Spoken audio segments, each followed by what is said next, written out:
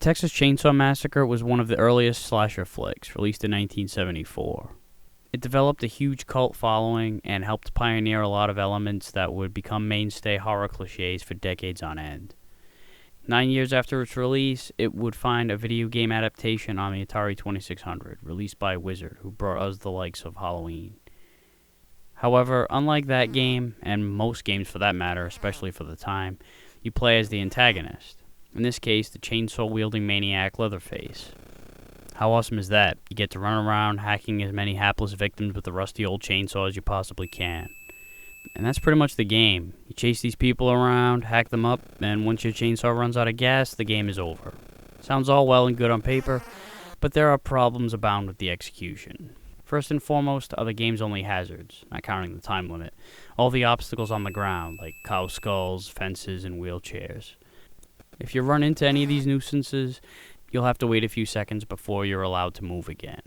Now, while I see the point of throwing these in your path to create a challenge and keep the game from being too monotonous, especially since none of these victims defend themselves, the problem is that they pop up too quickly, forcing you to be overly cautious, slowing the game down and taking a bite out of the fun factor level.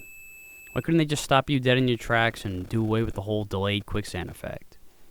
The hit detection could have been tweaked too, as you'll find yourself getting stuck in this shit even if the slightest pixel makes contact with the immediate surrounding area of the obstacle. It just feels cheap.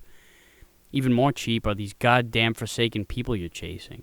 When you get near them, they suddenly teleport to the opposite side of you, forcing you to jerk from side to side before finally closing in on them for the kill.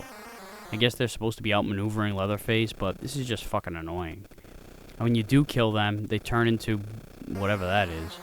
I try not to criticize graphics too much on the Atari 2600 games, but Halloween at least had some nice decapitations. And this was the same developer, so I think this could have looked better. What also could have looked better is Leatherface. Now, I don't think the details of the human skin mask needed to be rendered all that much, but what's with this fucking appendage that's supposed to be the chainsaw? I'm not even going to make a joke about it. I think it speaks for itself. Like I said earlier, you have a limited amount of fuel, which slowly drains when your chainsaw is not in use, and by pressing the fire button, you'll rev up the chainsaw, which you'll obviously want to utilize when slicing up a victim. But due to this whole cat and mouse game, you'll find yourself wasting precious fuel as you bounce back and forth.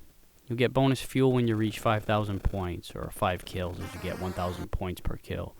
But I would have preferred it if they dropped fuel cans throughout the stage, not only to offset all the bullshit you have to avoid, but also to give you the slightest hope of staying alive while you're almost out of fuel.